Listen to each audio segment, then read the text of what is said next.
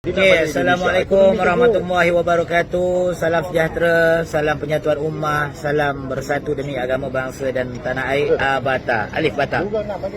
Saya Alan Ruzwan Radin, Presiden Pertubuhan Biru Bersatu Bata Malaysia.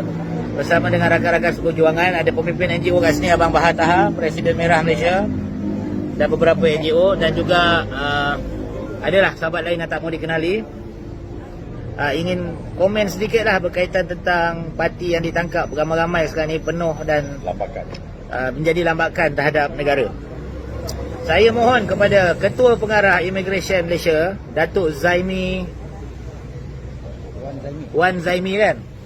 Datuk Wan Zaimi, Datuk Wan Khairun Wan Zaimi, Ketua Pengarah Immigration Malaysia, supaya memudahkan untuk menghantar pekerja-pekerja asing ni balik. Sekarang ni banyak daripada NGO-NGO yang berdaftar kat Malaysia ni, antaranya NGO Indonesia lah yang dah masuk. Surat khabar hari ni. Kejap, pegang jap. Saya nak buka dia punya petikan. Warga Indonesia mahu pulang. Apa dia tulis tu? Mudahkan urusan parti.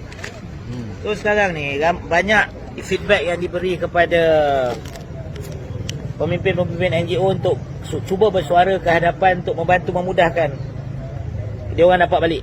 Dia orang takut kena tangkap pertama. Lepas tu kena kompon, mahal, dia orang tak mampu. Dia orang nak balik pun dengan ekonomi sekarang ni, duit pun tak ada.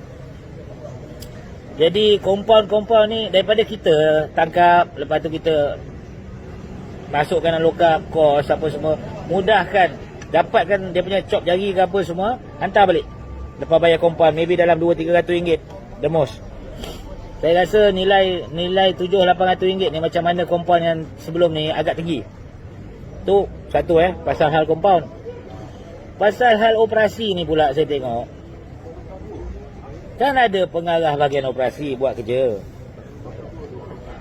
Kenapa saya nampak Ketua Pengarah Immigration ada je sentiasa sampaikan Ketua Pengarah Operasi tu, Pengarah Operasi Immigration tu tak dapat lakukan. Ni bukan dia yang mengadu kat saya. Ini kawan-kawannya dari Immigration dan mereka yang terlibat dalam manpower ni mengadu, sebab paket ni kecil je. Orang yang terlibat dalam manpower ni market dia kecil.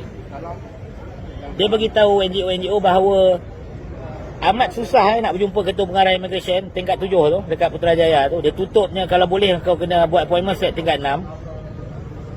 Saya dah tanya sahabat-sahabat saya yang pernah dulu memegang jawatan di Immigration dan juga sedang berada, saya kena rahsiakan nama daripada sumber lah kita sebut.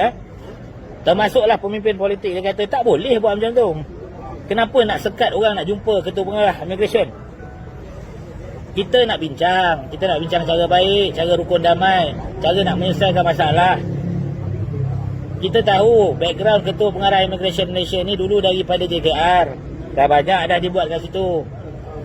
Kurangkan berpolitik dalam memegang kuasa ni. Buat kerja cara telus, buat kerja cara memudahkan untuk menyelesaikan masalah. Ini pandangan saya. Minta maaf lah kalau saya cakap ni ada terkasar bahasa, tersentuh hati apa semua. Yang dah penuh-penuh dekat sana tu hantar cepat-cepat balik. Dan yang belum kena tangkap ni pun tubuhkan satu mekanisme untuk mudah mereka balik. Dan juga untuk mencari kerja tu pun satu hal lah. Itu bahagian kementerian lain, Kementerian Semua Manusia kan. Ni saya cakap immigration, aku dah campur dah kementerian bang. Mudahkan mereka kalau nak balik. Jangan kumpul ramai-ramai. Buat satu program betul-betul hantar mereka balik dengan mudah. Jangan menyusahkan dia orang. Jadi negara kita mudah. Ekonomi teruk, kita tahu nak bayar kompaun memang mahal. Kurangkan harga kompaun. Yang kat dalam penjara tu jangan simpan lama-lama 6 bulan, setahun. Nak buat apa dia orang ramai dalam tu? Dengan nak tanggung makan minum, dengan liability terhadap negara, dengan nak, yelah kita nak tegakkan ikut Akta Immigration dan sebagainya, 35B ke, janganlah gunakan permit ke apa semua kan.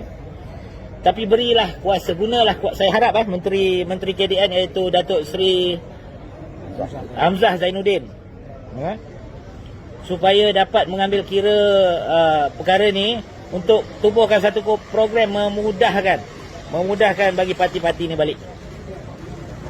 Itu sajalah. Jika ada komen tambahan apa semua kan, komen kat bawah tu. Ni bukan YouTube, tak perlu like dan subscribe. Saya letak dalam Facebook je. Pandai-pandai korang lah nak share benda ni.